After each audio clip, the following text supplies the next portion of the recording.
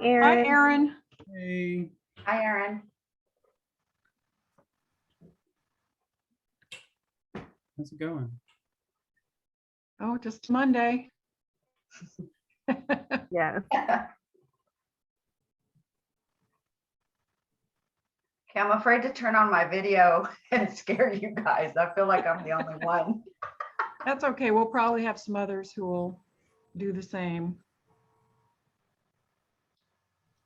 I am going to have lunch at some point, and so I don't think there's a need for me to be on camera while I'm eating warmed up red beans. So We were just talking about that. Yeah, you do you. Yeah, that's one of those things that I think we're still sorting out with Zoom meetings is what is and is not okay to do while you're on camera, and is it rude to turn your camera off because you want to eat or something like that, so, or because your dog is jumping on you or like that. thankfully they're taking a break. But yes, the dogs are especially playful today. So yeah. They know it's going to be a nice day, That's right. and I'm ready for it. I'm sick of that freezing weather. Me too. I can't wait to. It looks like Mardi Gras went well too. So, I mean, we at least got that. Yeah, we had a event on Friday. It was our 10th anniversary for Salmon's Cabaret. I saw that. Yeah, That and it was went really great. And we had a full house. We're still at reduced capacity, but it was a full house at reduced capacity. So, and everybody really commented on how much they just needed to have a chance to get out and hear artists again. So, hey, Charles, Hi, how are you? okay, just running around like a chicken with my head cut off. Hi, Charles. Hey, how are you? I'm good.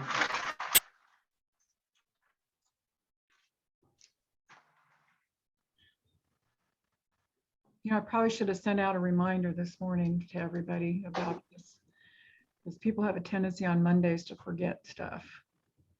Send it out now.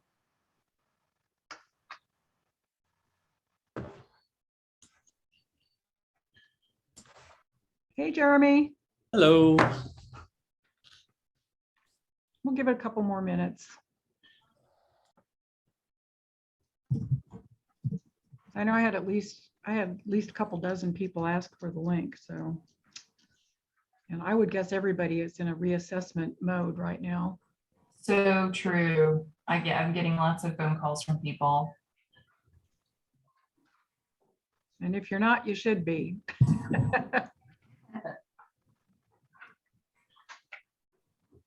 We're gonna address all of that, all the major questions I've been getting. I've been recording them, Oh, good idea. so that way I can cover all of them. I also have a new blog that's coming out this week on things that you need to double check are in your strategic plan if they're not already. Based on the seismic shift, I'm calling it the Rubicon shift on some things. Hi, Elizabeth. Hey, how are you? Good. Good to have you with us. I know. Hold it. Oh, wait, my computer's being funny. I'll be right there.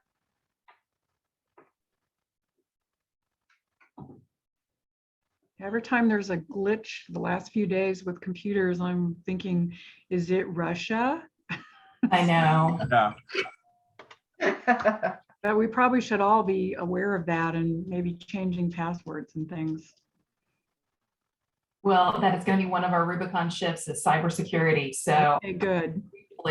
but it's definitely something people should be paying attention to. We've already had 2 nonprofits who were held hostage in the Oh, gosh. last month. Yeah. My worry is if they get into one of the clouds, like Amazon or, one of the ones that we're all depending on to keep our stuff safe, and, it could happen. I'm looking at two password managers, paid for password managers. One is Dashlane and the other one is LastPass, that are encrypted and they're cloud-based for this reason. You can put your credit cards, all your passwords, and you have one master password and it helps you manage. I know I have 212 passwords and I Oh my can't. gosh. I cannot keep up. Those are the two I've heard too, from different cybersecurity people. So yeah. It's Maybe a we, little bit of a mess right now. So I did a spreadsheet and just changed all my passwords to one thing. And then you upload it into a spreadsheet so that, you know, once you decide which password manager you're going to use, you upload your file and then it's easy to manage. Just a little bit of a task to get it in there, but maybe at the end, we can run everybody through that again, Cynthia. sure. Yeah. You know, our IT guy recommends LastPass. I Yeah. haven't figured out how to use it yet, but Well, I'm gonna tell you, I've been working on it for 3 days. I hired an admin to help me, so it's not as easy like 1, 2, 3. It's like those commercials, you know, they show only the results. They don't show the behind the scenes, all the hard work. True. It's just, I use Splash ID as another encrypted one to store all my information. As I change an email address or change a password somewhere, I re-record it in Splash ID. So I don't use the same password for everything, but they're all recorded in Splash ID. I used to just have one password for everything, and then our IT guy said that's a no-no. Yeah. So to keep track and when you're changing it, and oh my God, it takes a minute. So I'll be happy to share anything with you guys at the end if you'd like. Well, why don't we go ahead and get started? I think people will just have to trickle in. So we are very pleased to have with us today Suzanne Smith, Principal of Social Impact Architects. And for those of you who don't know Suzanne, she has an MBA from Duke, and she is a consultant, educator, writer, TEDx speaker, and published author. She's published articles in Chronicle Philanthropy, Nonprofit Business Advisor, and many others. Her blog was one of the top blogs according to Huffington Post a few years back. And that blog is Social Trend Spotter. If you're not already getting that, you definitely should sign up for it. And full disclosure, here at the Salmon Center, we hired Suzanne in 2018 as we were struggling with a strategic planning process, and we had hired another consulting group. And it's been a year just floundering around trying to get our strategic plan done. It was a 5-year plan, and it just wasn't working. So we reached out to Suzanne and asked her to come in. And within just a few months, we had a wonderful, perfect strategic plan. And I'm happy to say 5 years later, we have completed everything on that strategic plan because it was just so straightforward and so easy to follow. So having said that, I'm going to turn it over to Suzanne Smith. Great. Well, thank you guys so much for having me. As everybody was joining, we were talking about this is the perfect time. I think as we move into spring, I think people are coming out of COVID, coming out of kind of the winter time frame and saying, okay, let's dust off our strategic plan, or should we have a strategic plan? So I can't think of a better topic to kind of kick off this year in kind of thinking about strategic planning. So what I did is I just kind of put together some basics around strategic planning and what it is today. And then we do have a formula that we have come up with for folks who have kind of had that 2-year hiatus while COVID was happening and maybe have a strategic plan or don't, to kind of think about what a path forward might be for you. We also have an upcoming blog, hopefully this Thursday, where I'm going to be talking about some what I'm calling Rubicon changes right now. So crossing the Rubicon around things that I think are going to fundamentally change our business. So if they're not part of your strategic plan, they probably should be part of your strategic plan or a future strategic plan. So I'll also be giving you guys the first glimpse at that list, which is kind of, I'm still working on right now. So I know that we've got more people joining. Joanna, do we want to just go around the room and have everybody quickly just say name, organization, role? If you have a strategic plan or not, and then if you have any burning questions, I always like customizing for the audience. This is much like improv in that, based on your questions, based on your needs, I want to make sure we're getting you your questions answered. So do we have time for that, Joanna? Sure, yes, but definitely go ahead. So, I'll start. I'm Joanna St. Angelo. I'm Executive Director of the Salmon Center for the Arts. And we have a completed strategic plan, and we're about to start on a new strategic plan. And we have hired Suzanne again, since we had such a good experience the first time. And I will pass it on to Charles. I'm Charles Santos with Titus Dance Unbound. Suzanne also did our strategic plan, and we had a very positive experience with it. And yeah, she's great. And I'm going to go to mute because there's some background noise. So. Okay. And who do you want to pick? I'm sorry. Okay, perfect. Hannah, go. Oh, hi, I'm Hannah Garcia. I'm the Director of Development for the Salmon Center for the Arts. Joanna just told you we're about to start our new strategic plan process. And I guess a good question I would think would be, who are the key people that should be included in the strategic plan and planning process, and maybe people that we wouldn't typically think about. Perfect. That's very good. Who do you want to bounce to? I will choose Elizabeth. Ha! I'm Elizabeth Van Vleck. I'm Development Director of Titus Dance Unbound. And I adore Hannah's question. So I'm just going to back that one up. Just going to say ditto, since you know that's Ditto. words. Who do you want to bounce to?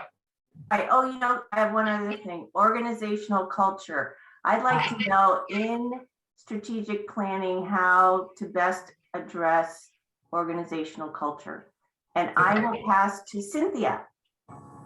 Hi, I'm Cynthia Herrera. I own HR Guru Search and Staffing, but I'm here most of the time to support as a volunteer, arts volunteer, and just to learn and see what everybody else is doing, how it affects me and the communities that I serve. Any burning questions, Cynthia? Oh, I have a lot, but I'm kind of with Elizabeth, organizational culture. That's what I focus on. And so it's changed so much. Yeah, we'll talk about that. I think that's definitely a Rubicon issue that we've got to talk about. Absolutely, yes. Who would you like to bounce to? Oh, let's see. Sorry. I'm not a Zoomer. Hold on. How about Jeremy? Hey, I'm Jeremy Wayne. I'm the Executive Director for the Turtle Creek Corral. We do have a strategic plan that we just are wrapping up or finishing the cycle of, and we're about to start a new process. Any burning questions, Jeremy? Not really. No, just curious to hear what everybody has to offer. Fantastic. Yeah. And I guess we can bounce to Aaron. Hi there, I'm Aaron. I'm the Executive Director of the Writers Garret. And when I first started with the organization, had a strategic plan that immediately got derailed, and we've been kind of making our way through since then, but we've recently expanded our board and are beginning conversations right now about getting a strategic plan that is useful in place. So this is indeed very timely. And I think both Hannah and Elizabeth's questions are excellent, and I'm very excited to hear the answers to those. Great. And I will pass to Nancy. Hello, everybody. I'm Nancy Israel. I do a variety of things, but right now I'm coming at you as the manager of docent programs at the Meadows Museum. The museum does have a strategic plan, sort of informally in our own department, the education department at the museum. Among the things we're looking at is how do we diversify our audiences and how do we bring people back into the museum? And I will bounce to who hasn't gone yet.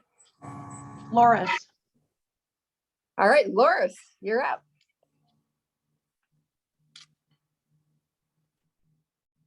I'm Loris Anthony Beckles from Beckles Dance Company. Good morning, good afternoon, actually. And we have a strategic plan, but it's out of control. And I want to make something that really works for us. So I look forward to hearing. Thank you. Fantastic. I'd like to bounce to. Is there anybody joining? Deidre? Deidre? Mhm. Let's see, can you hear me? Mhm. Yeah, Okay, I'm Deidre Brent. I'm the managing director for Beckles Stance and Company. Yes, we have I'm gonna say out of date strategic plan. So we are in need of refocusing. I guess that would probably be the best word. And like piggybacking what Laura said, something that will actually really work for our dance company. Great. And Crystal? Hi, hi. I'm Crystal. I'm from the Women's Chorus of Dallas, the executive director, and I would echo what was just said. We had a strategic plan that is out of date, and much has changed since then. So I guess I am just here to kind of get some ideas on where or how to move forward. Fantastic. Good. I think that's everybody. So thank you for doing that for me. I know it's lunchtime, so feel free to eat. And if you need to turn on the camera for a quick moment, you're more than welcome to.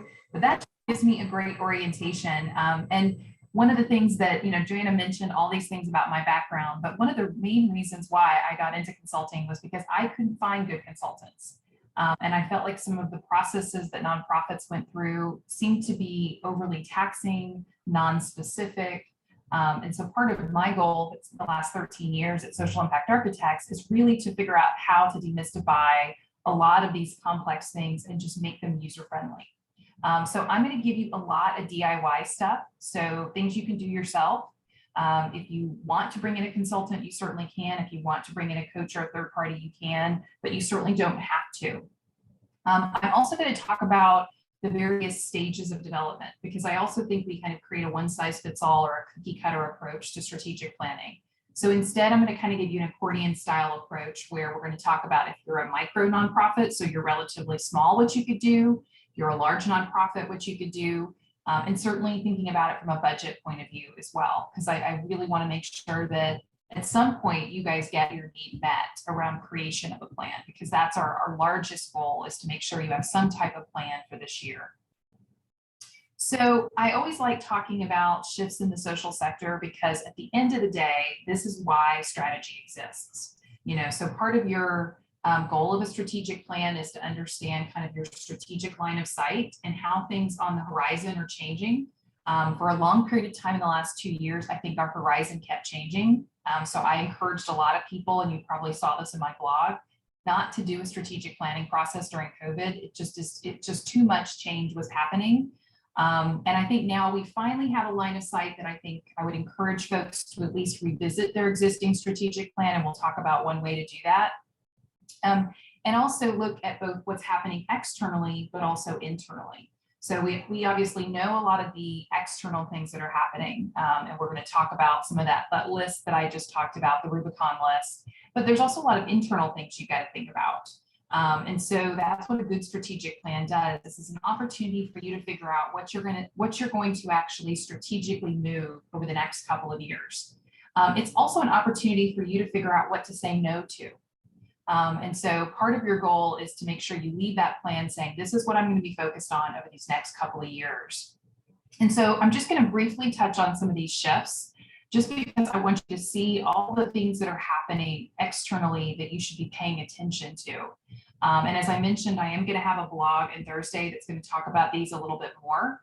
Also at the very end, I will share with you guys some of the different blogs I've written about strategic planning during COVID. So this is one that I wrote a number of years ago with some of the shifts that happened between the 20th century and the 21st century. I think for arts groups, the main thing that I try to point out here is that we are moving to a place where people are really thinking about nonprofits, not just as doing good, but creating results and creating impact. So the more that you can think about your organization, not only as a business, And I know some people cringe when they hear that, but really thinking about the business toolkit is what I tell nonprofits. You know, the reason why I went to business school was to not have nonprofits run like a business, but because business has a really great toolkit that allows you to, if you apply it correctly, you can actually really enhance your organization. So those are some things to think about. I think the other thing we're seeing is shifts from people thinking about their organization differently. And so I don't know if many of you guys played the game Mousetrap when you were a kid. So you may have. It was one of my favorites. In fact, Friday or Saturday night, without anything other than just board games, we got together as a family. And what was interesting about Mousetrap is it actually went from a 2-dimensional board to really a 3-dimensional board. And I use that really as an illustration because I think the game we used to play in the 20th century was very 2-dimensional. It was really about our own organization and how we were trying to impact the world. Maybe bringing dance, bringing art, et cetera. And now you're seeing more and more conversations around collaboration and how we're going to come together as an ecosystem. So I'd encourage you in your strategy to really think about that. So as an example, you think about your individual effort, you're individually going into that maze as a mouse. Maybe there's cheese on the other side. You can think of cheese as an audience, or you can think about it in terms of a donor. Collaboration is more you talking to one another. The fact that you're part of this coalition and this alliance shows that your collaboration is important to you.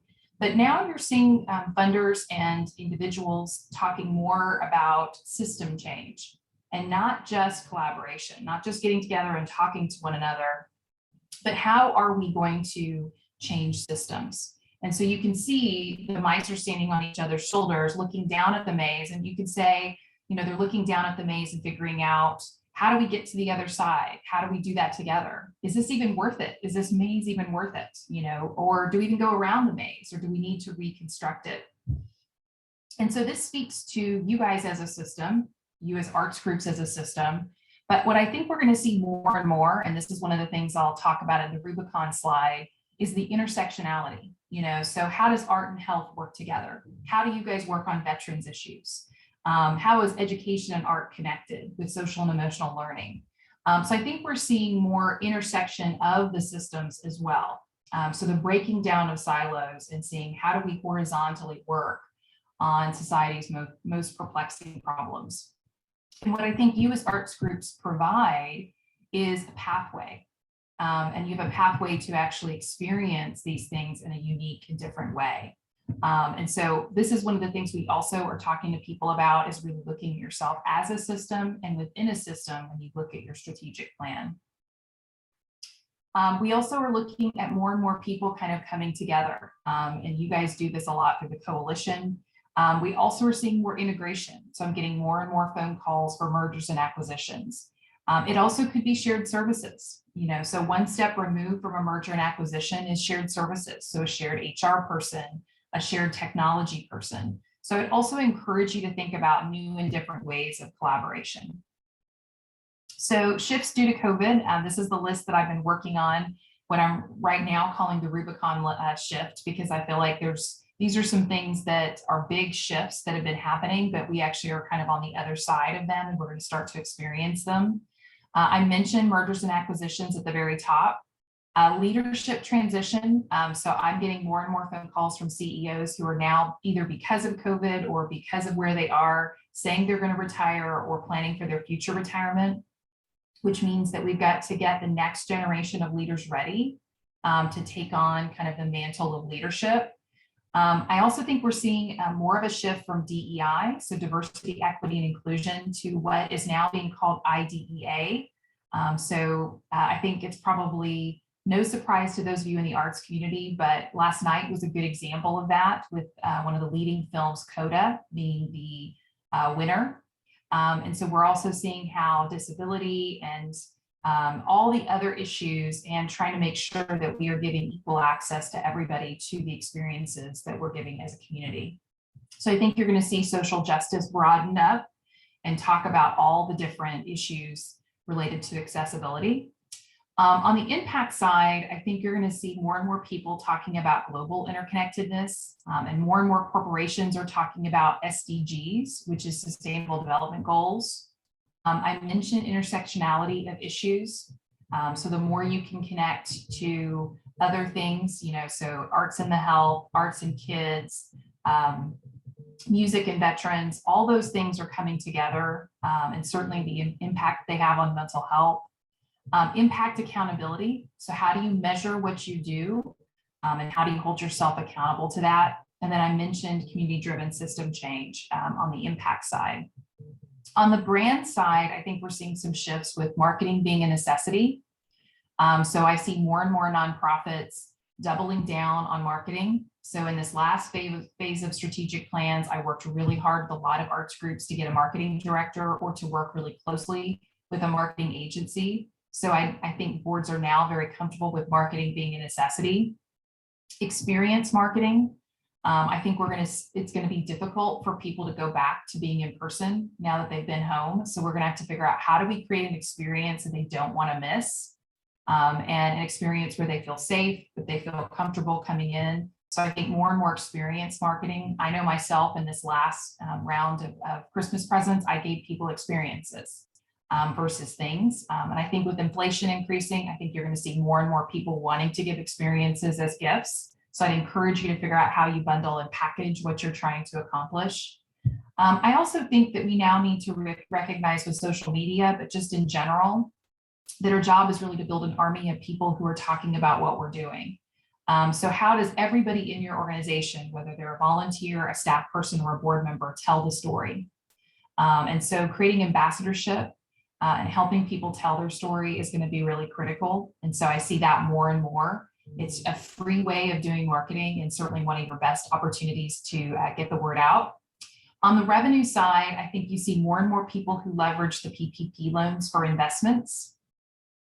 So recognizing that there was excess money that was coming into nonprofits, people are actually recognizing what is the best investment of that PPP money. Some people started endowments, some people used it for starting a social enterprise.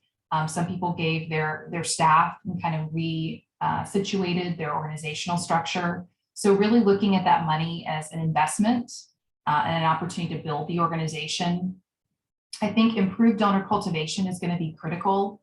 I think we're going to be in inflation for a while. So I think that means it's more and more important as donors are making decisions of who they give to make sure that you have a deep connection with those donors, have good conversations with them. And that obviously leads to kind of the generational transfer of wealth that is eventually about to happen. So the closer the relationship you have, the more likely planned giving is an opportunity for you. And then, of course, there's a lot of discussion in the foundation community. Half our clients are foundations as well, around trust-based philanthropy. So really, how do you come to the table with solutions for various foundations saying, here's what we can provide for you? So that as they go back out in the community, they can talk about their impact. Let me stop there and just see, do you guys have any questions on the left side before we get to the right side?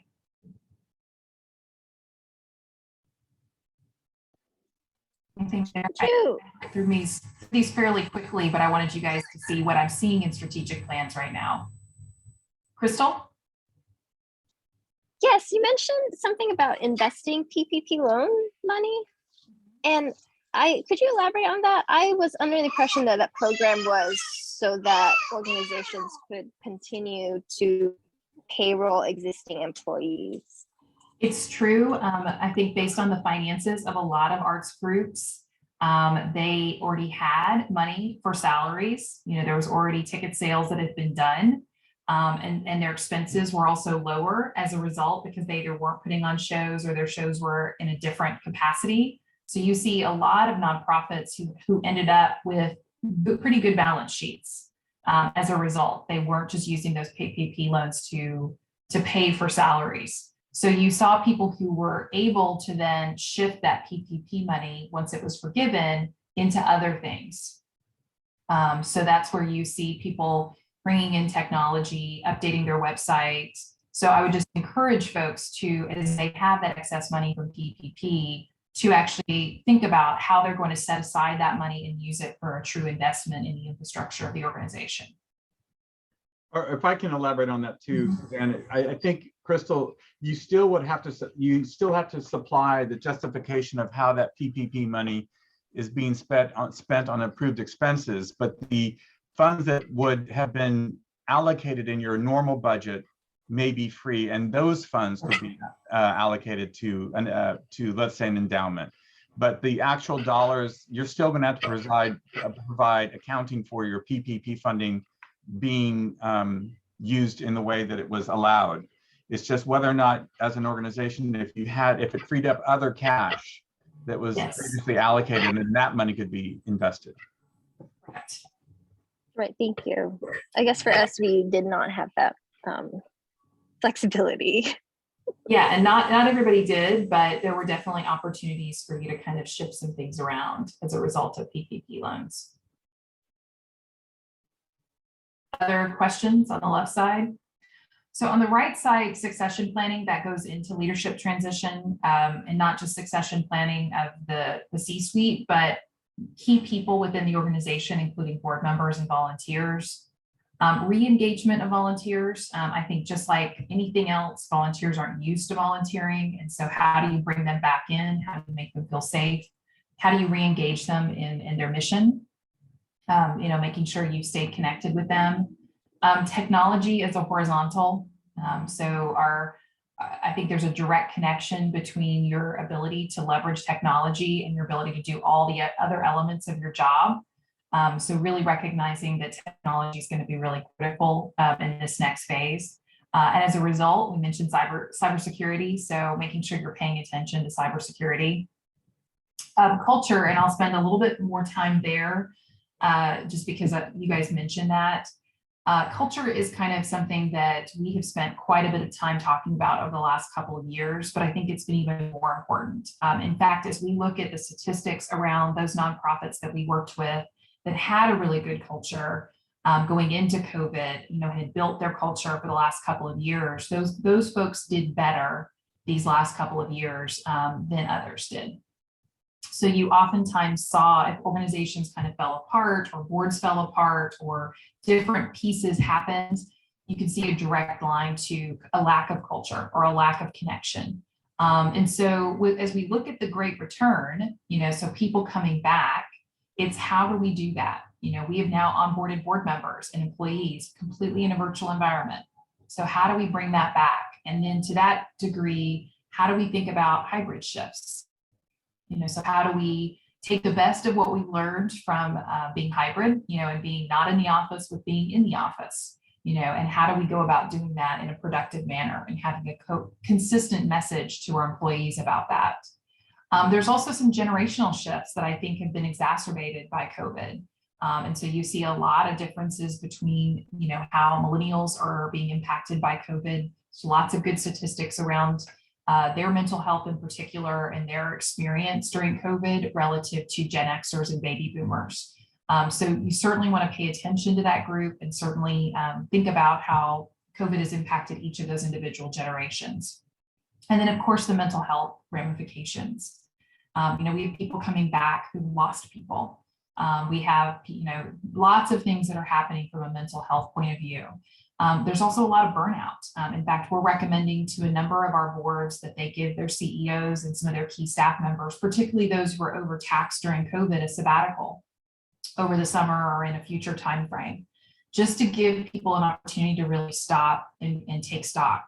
And so we definitely need to think about the mental health and burnout effects of COVID.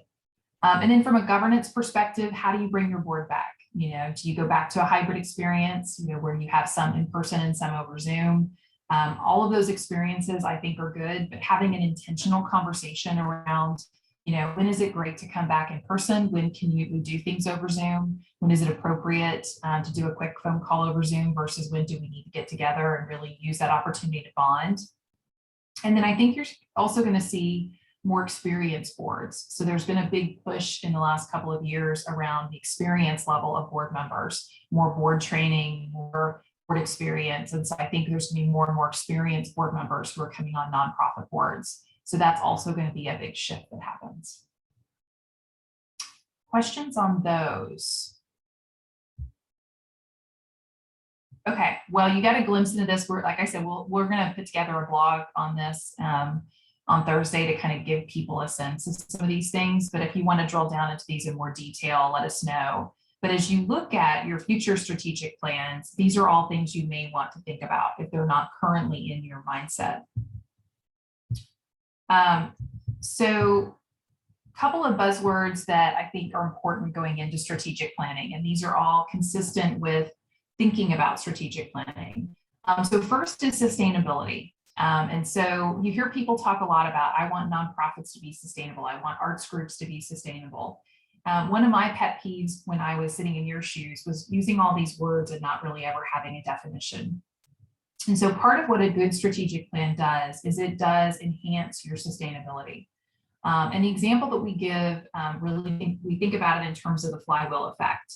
And so you think about it in terms of if your organization has impact, if you're creating amazing content, if you're connecting with people in new and different ways, if maybe you're creating some type of social impact through your art, then that is really the main reason why we do this work, is that impact part. But then you have to do that impact work. You can have that, what I call the steak, but you need to have the sizzle. Like, you have to tell the story. And that brand part is so critical, and how you tell that brand, how you tell people the experience. And as the arts community becomes more and more competitive, and that there are more and more arts groups out there, you've got to tell how your unique brand is different than other folks. And you've got to make sure you have those brand ambassadors, and you really think about your marketing piece. So if you think about it, if you have the steak and you have the sizzle, you're telling your story, I would argue that it should be relatively easy for you to develop the revenue side, because essentially you're already getting people paying attention to who you are and wanting to invest in the work that you're doing. So if you have strong impact and you have a strong story, in general, the revenue takes care of itself. And then when the revenue takes care of itself, then you can actually build out your operations. So you can get the technology you need, you can get the leadership you need, you can get all the things that are important that we just talked about. And what this does is this really creates what we call the flywheel effect. And kind of the glue in the middle is governance and culture. So if you've got a strong board, you've got strong accountability, and you have a culture that comes together, is team-based culture, is connected to each other.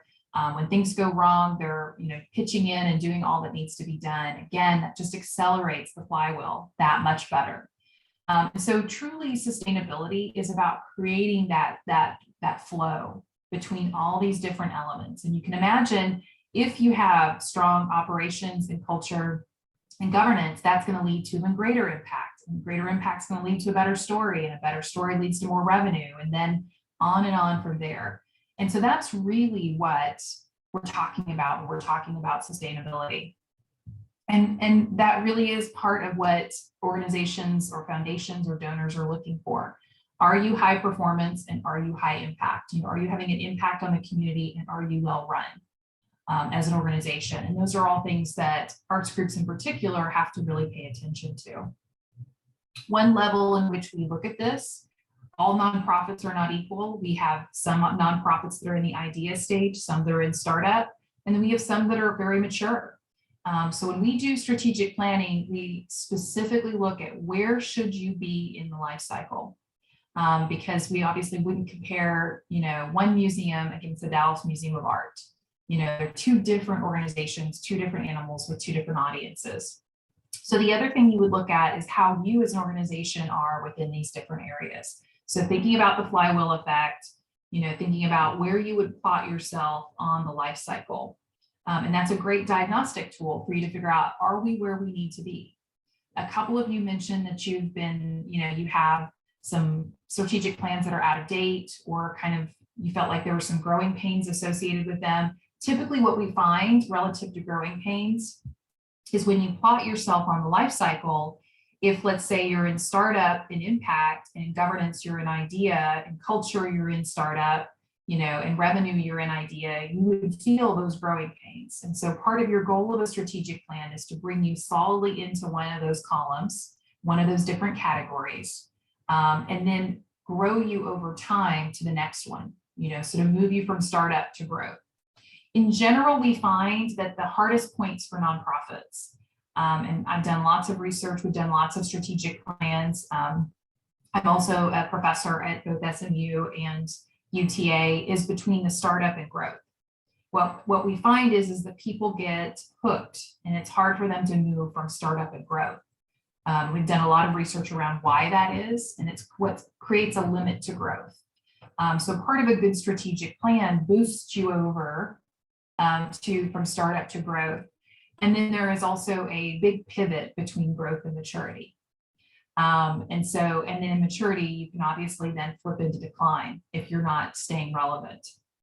So very important element for you to understand, and a diagnostic that you should use in your strategic planning process. I think we have a question in the chat. Okay, so Nancy had to get off. We are tape recording this too, so if you want to go back and look at any of this, I'm also available to answer questions as we go through. So the nonprofit life cycle is one area to look at. So let's talk about strategic planning, because I think that's why you guys are here. But it's important to have those lenses to talk about how things are shifting over time to see why you need a strategic plan. The diagnostics involved, the changes that are happening, and the shifts that you need to be paying attention to stay relevant. So speaking of which, this is one of my favorite cartoons when I think about relevancy. This is an old one, but it's a good one. This is at a dinosaur convention, and you see these dinosaurs who are talking to each other saying, the picture's pretty bleak, gentlemen. The world's climates are changing, the mammals are taking over, and we all have the brain about the size of a walnut.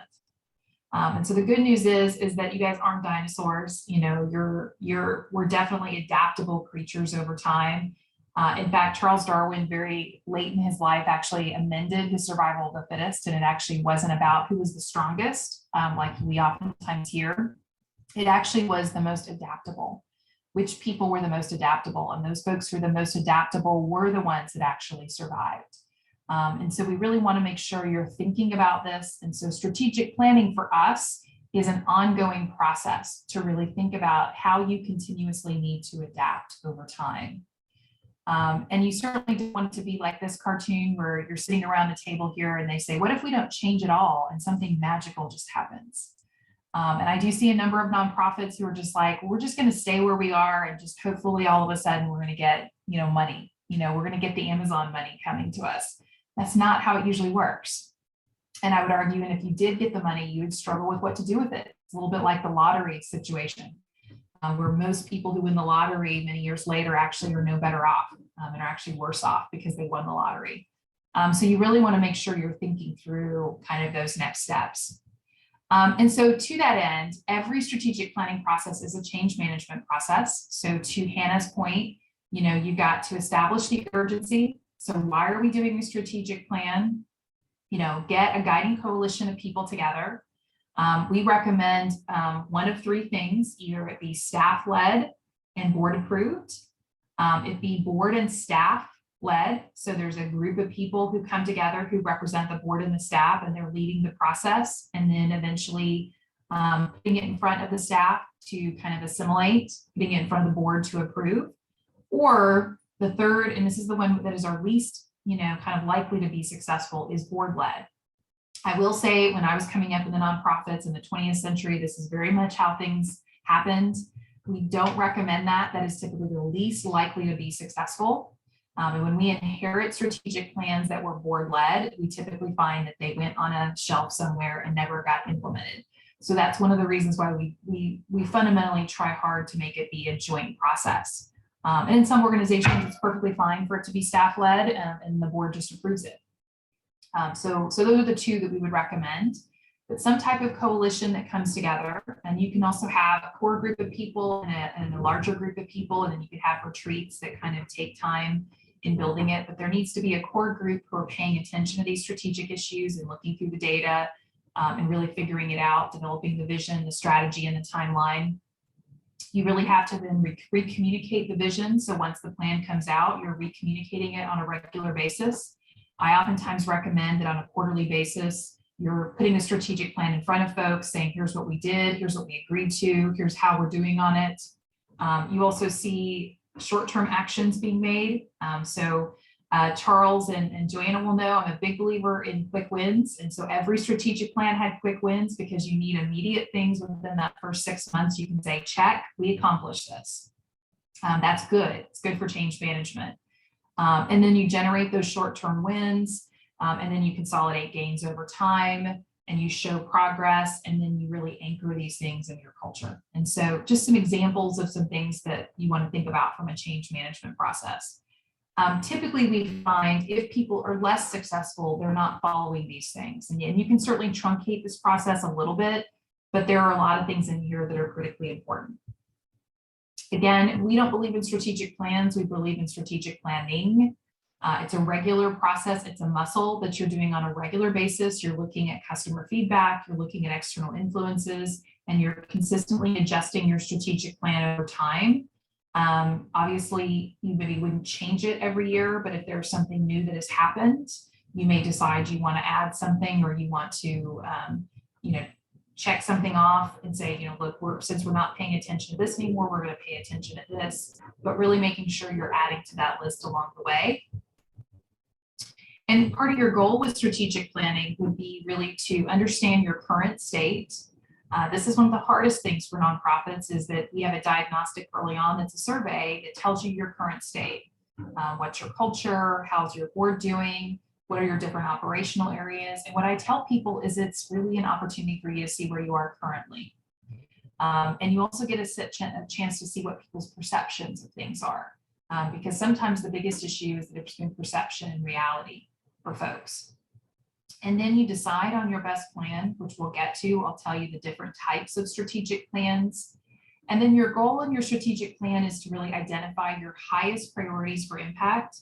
So knowing that you can't do it all. And if you have too many things in your strategic plan, you're going to do those things at a mediocre level versus really plucking out the things that are the must-dos. These are the things you have to get done. And then creating milestones for progress. So breaking down all the work that you're doing. If you haven't read Atomic Habits, it's a great example. We're a big believer in that process, and really creating bite-sized chunks that then lead to ultimate goals. So creating milestones along the way to ensure progress. A typical process, and again, if you're doing it DIY, again, accordion style, you can actually truncate this process. You can make this process longer depending on how much research you want to do. I wouldn't recommend that you do too long and drawn out of a process. Typically, we do about a month and a half to kind of get things going. So to do a project kickoff, determine the key questions, create your committee structure. The next 1 to 3 months doing secondary research, so thinking about who your comparables and competitors are and what they're doing various surveys and interviews with stakeholders. And those can be pretty big, they can be pretty small. I would definitely recommend involving customer feedback in kind of how you're connecting with the work that you're doing and prioritizing, with the end goal of then developing a retreat. We're a big believer that 80% of the decisions need to be made coming into the retreat. And essentially you're setting yourself up for success of retreat. And so you're essentially creating strategic options that you're discussing with the board at the retreat. So we don't like blue sky thinking at retreats. We really like coming down to earth and saying, okay, here's practically how these things are going to go. Do you like X or do you like Y? Or here are 3 different approaches to how we're going to accomplish this. Which one do you like? And here's the budget associated with them. So retreats for us are usually very highly connected to the ultimate strategic plan. So then post-retreat, you have a really good ability to fill in the first version of the strategic plan in order to then give it back to the board and say, is this what we all talked about? Are these the major areas that we want to focus on? So again, that probably be another month process. Again, I've done this as quickly as 2 months. I've done it as long as 8 months, depending on kind of where the organization is and how many shifts they're going through. But certainly you can kind of see, it takes time and you got to kind of build out a process. Let me stop there and just see, do folks have any questions about kind of the process or the change management piece? Okay, let me keep. Yeah, hi, Suzanne. Yeah. Who, in this initial stage, who do you envision is doing this work? So this initial phase. So let me show you here on developing a plan. So you can completely do it internally. And you would definitely want to have a core team of people who are leading it. You certainly can leverage our plan template, but there would need to be a person internally who's kind of champion it. You can hire a consultant, but even if you do hire a consultant, you still have to have that internal team. Typically, the consultant is really about project management, providing an objective third-party view on the research, and just providing an extra set of hands. You can do an internal kind of coach. So this is where if you have a volunteer or you have someone who is gifted at strategy, you could bring in somebody from the outside that is willing to serve as a coach, either pro bono or low bono, and would be kind of helping you kind of go through the process. So again, you can do it DIY if you want to. I think it's really up to your budget and kind of your internal resources that you have relative to strategy. Does that help? Yeah, thank you. Okay. Another thing that I would encourage you to think about is kind of some of the foundation for strategic plans, which is the vision, mission, and values. What we're also seeing is more and more organizations now are having both a vision and a mission. For a while there, we saw people kind of conflating what vision and mission was. So just really briefly, your vision is really the problem that you're trying to solve, what it would eventually solve for. And lots of people are trying to solve for that. And so think of it like the target that you're trying to hit. You hear people talk about ending homelessness as an example. Then your mission is your arrow, the arrow you're uniquely pointing to that target. And there may be multiple arrows, and hopefully in our community, there would be multiple arrows. And that's one of the reasons why you have to think about your unique value proposition. And typically you want your mission to not be so overly generic that other arts groups can have that same mission. You want it to be something where as soon as people saw that mission, they're thinking of you. I think one of the things we're finding in recent strategic plans, so some of the stuff that has changed over 13 years, is people are wanting those visions and missions to be shorter and shorter. And I think that's related to both living in a Twitter world, where you need to have those shortened things. I think people want it to be able to roll off their tongue. And so that's the other thing we're working on, is making sure the vision and the mission are really tight. I think the last thing, and this is kind of why we call it the Holy Trinity, is your values. So what are the unique values that you're putting towards this? So we typically also work with our clients in creating values or updating their values through a strategic planning process. Real quickly, all strategic plans are not alike. Based on where you are in the life cycle and based on where your system is, and you guys all gave me different situations where you have a strategic plan, your strategic plan is about to expire. Some of you may want to grow. There's all sorts of different ones out there depending on where you are in the life cycle and what's going on. The top one is the action plan. If you are in the idea phase, or you're in the startup phase, or you just feel like this year you need to take a breath and you need to actually really see what's going to happen.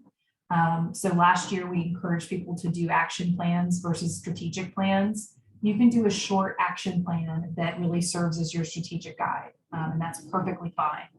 On the flip side, you may decide you want to do a turnaround plan. So let's say there are so many things that you need to rethink. Maybe you're opening up, maybe you want to think about how to rebuild your organization. So you want to right-size your mission with your financials. Now is a good time, because things have been so dormant for a while, for all of us to have a conversation of, what did I do in the past, and do I still need to do those things anymore? And so you may want to have some turnaround elements, even if you're not in turnaround, just to revisit everything and say, do I need to rethink all of this? And certainly if you've hit decline for whatever reason, through COVID or through other situations like leadership transition, you may want to think about this. And then tucked in the middle, you have a couple of other strategic plans. One is foundational, which is really working on your back office and your structure. One of the things we know about nonprofits in every organization is those organizations that do the best, and this is Fortune 500 companies and startups, are organizations that grow and then plateau, grow and then plateau. And part of that is when they're plateauing, they're getting ready for growth. Those organizations that we see continuously growing over time, they hit burnout, and they typically have issues around limits to growth. So a foundational strategic plan really is focused around stability. It's really thinking about if you've hit a limit to growth, really thinking about all the infrastructure you need to be successful. On the flip side, if you've had a foundational strategic plan where you've built up a lot of infrastructure, maybe there's a great need in your community, you can have what's called a transformational strategic plan, or what we call a growth strategic plan. If you have endowments or you want to start a social enterprise, this is the time frame in which you would actually do that. And then tucked in the middle is what we call a bridge plan, which is probably where a lot of you are, which is that you have an existing strategic plan, but the last 2 years have kind of evaporated. And so that's where we recommend people do a bridge plan and take your existing strategic plan, marry it with some of the new ideas that we've talked about, possibly some of the Rubicon pieces that we've talked about, maybe new ideas you come up with, and then you bridge to a new strategic plan. And so that's called a bridge plan. And you can bridge for 1 year, you can bridge for 2 years. We don't really recommend you do it more than that. But essentially, it's kind of a shortcut to a new strategic plan that takes what you've done in the past, updates it to the current state, and then gives you additional time to actually accomplish some of the things you wanted to accomplish in your original strategic plan. And it also helps when there is a great deal of uncertainty, which is where we've been. Questions on types of plans? Anything that stands out to you here?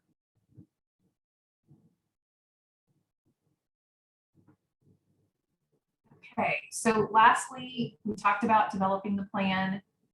We've also talked about a little bit around the next steps of a plan. So we're a big believer in like a one-page strategic plan and then a dashboard. And so I wanted to give you guys an example of what that dashboard looked like. So what does this now mean for you? So if you don't have a plan, you can do a 2022 action plan. As I mentioned, you would just do a short-term action plan. You could do the life cycle assessment. You could do a SWOT analysis, which will give you those templates in just a minute. Brainstorm ideas, talking about this flywheel effect, maybe where you're strong, where you're weak. And then triangulate all of those and say, how do we best stabilize this year? What is our best use of time and resources? And how do we prepare for the future? And that would create a short-term action plan. And part of what you would do in that short-term action plan is say, we want to kick off strategic planning in 2023. Figure where can we be ready for that? Maybe it's getting a grant in order to hire a consultant. Maybe it's finding someone who's willing to coach you. That would be part of this action plan. As I mentioned, here's the template. Again, we're going to give you guys these slides so that you can look at it. We put together some different questions you could ask yourself in the SWOT exercise, and something you could fill in if you wanted to fill it in on your own for your board. And then a template if you have an event or you want to kind of look at whether or not that event should continue. If you have a plan and want to do a bridge plan, you do essentially the same thing. You continue. You look at your existing plan and say, should I continue this? Should I sunset it? And should I add anything? And so if you want to, you can take a look at your existing plan and get a template for that and basically look at your existing plan and see how you're doing on those things. If you've already completed something, you take it off the plan and you sunset it, or if it's no longer necessary, and then you add things in it. And then you would do the same steps, do a SWOT analysis, look at where you are in life cycle, those different things to help you add things. So let me give you an example here. This organization had a culture one in the past plan that was cultivating team players. They're grading themselves at an A, but they want to keep it. They did not have a diversity goal. So they added the diversity goal and they actually integrated it into their existing strategic plan for their bridge plan.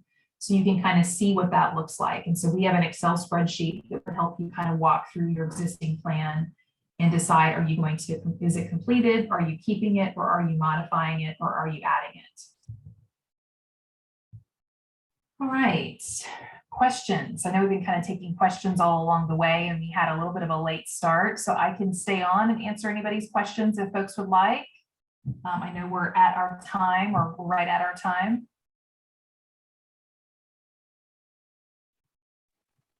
Hi, Suzanne. Yeah. This is pretty broad, but what does a strategic plan actually look like? That's a great question. And so I can send you some different samples from other groups from outside of Dallas, just so you aren't looking at your competitors. But in general, we typically have a one pager that is fairly visually appealing with your vision. And I'm happy to share the Salmon Sink one pager if that helps. Yeah, well, I think that'd be great if you wouldn't mind. Okay. Yes, thank you so much, both of you. And then I would include a dashboard with that too. So basically every objective then has that dashboard we were talking about. Suzanne, I'm going to stop the screen share so we can see everybody's face, if that's okay with you. Perfect, yep. Suzanne, I noticed one of the things you put in there was the turnaround, which I think is great to see, because I've always had the rule of thumb, you don't do strategic planning when you're in crisis management, because crisis management always derails strategic planning. Right.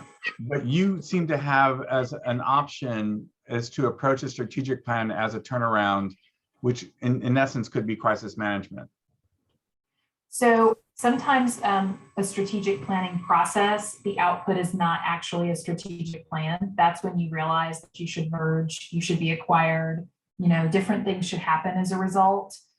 So sometimes it actually changes the nature of the organization, or you decide that you're going to have a short-term action plan. And then if that action plan doesn't end up working, then you decide you're going to merge, or you're going to be acquired, or you're going to do something different.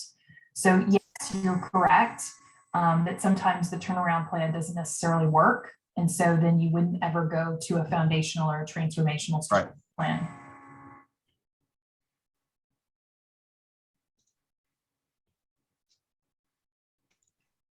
Other thoughts or questions? I'll just say for those that are considering strategic planning, I'm totally resistant to like audience participation kind of stuff that happens in so many of these meetings.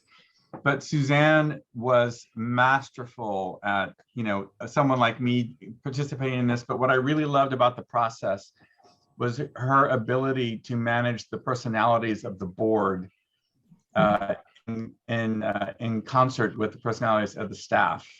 You know, all of us have board members who think they're experts of a lot of things that they may not be an expert of. And I think what you did really well in our process and our experience with you was to manage those personalities and sort of find the commonality and focus to achieve the goals that were necessary. So I'm a big believer in strategic planning now. Yeah, I think that's strategic planning is often an opportunity to bring people together and to create a shared vision. And so that's really what we focus on most. You know, it's like I said, the planning process is one thing, but it's also an opportunity to bring people together and really create a shared vision. If people are in multiple different spots, then it's really difficult to move an organization forward. And so I definitely think strategic planning can be helpful as a process to bring people back together. Suzanne, I just pulled up our strategic plan. Is that showing up? I don't see it. Do you guys see it? No. Let me try again.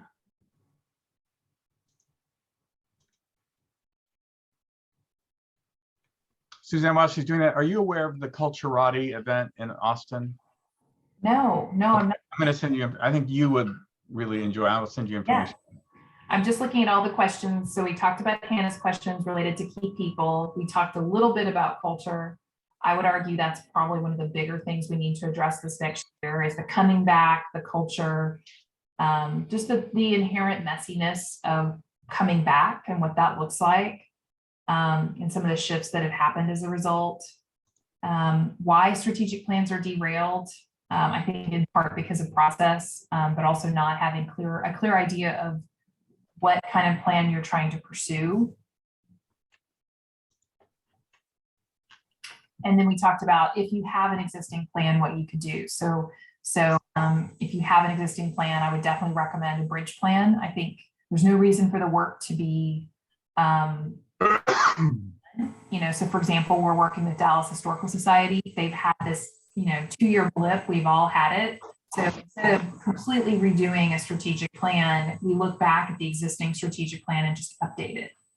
And that's a far easier thing for a lot of boards to stomach right now. It's also a lot less expensive to do that. And then as the horizon gets more clear and we know where things are headed, then you can do a full transformational strategic plan. Joanna, I have it to share right now. Oh, good. Okay. I don't know what's going on with my computer, but it's not working. Hopefully y'all can see that. Yeah. That looks good. So Suzanne, you want to kind of point out how this plan conforms to Yeah. how you kind of lay out the short-term objectives and then the longer-term objectives and how they fit in with each area? Yeah, every plan is somewhat different. In this case, we really wanted to update the mission statement, and we wanted to kind of develop the sacred three, so grow, enrich, elevate. And so we try to figure out kind of what the major impact objectives are. And then underneath that, this one has operations and finance together. So services was also something in there because that's a big piece of what Saman Centers does and brand. And then of course you can see the vision is down below.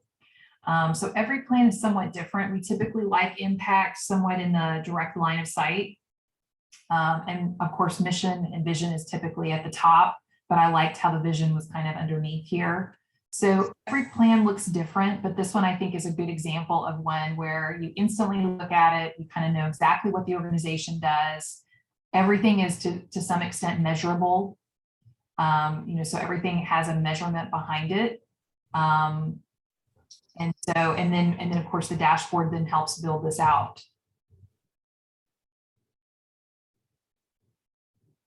So I think the big difference that I'm learning from this is that, am I understanding this right? A strategic plan that we are talking about is a public facing document that anyone can access versus an internal guide or milestone list for the organization.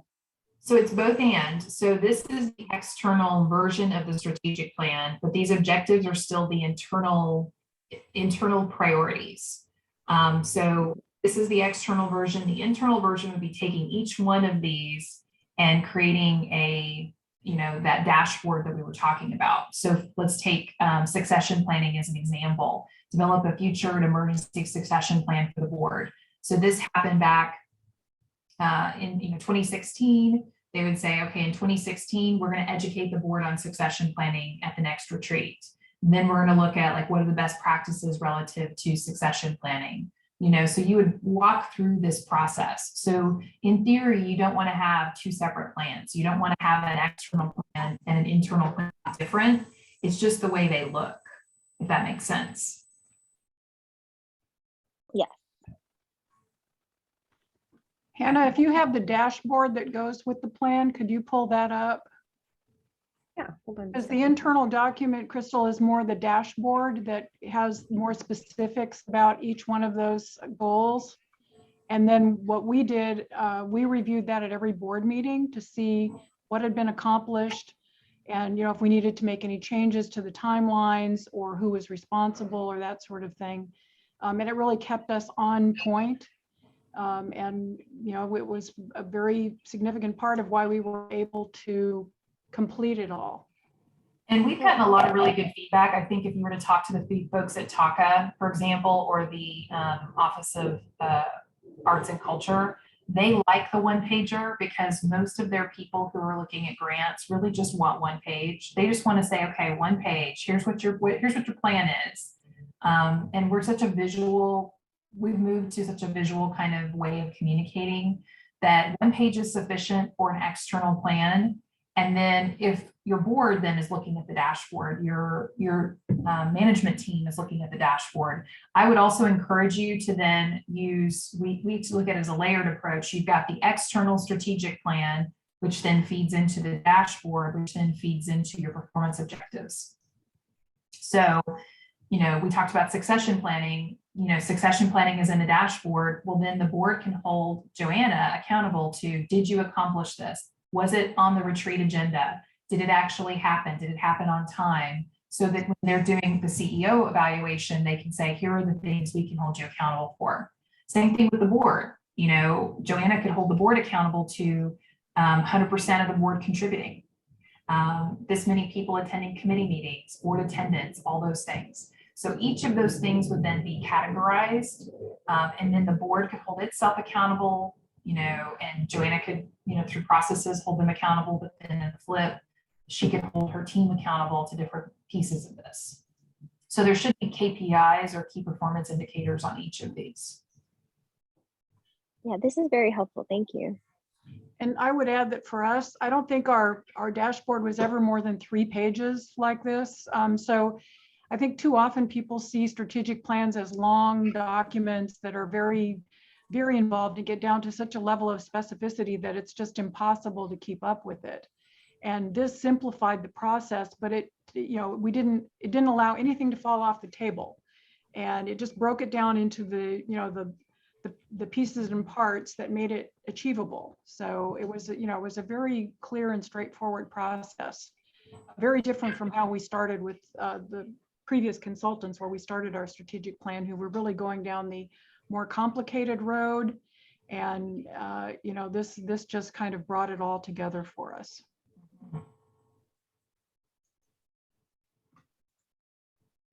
And keep in mind, Salmon Center is a more sophisticated, you know, they're definitely in that life cycle. They're at the mature level. So I can also share with, for some of you guys who are in the startup or in the growth phase, kind of what a strategic plan would look like for them. But it's just a process where you would then think about, like, where do we want to push in a particular strategic plan.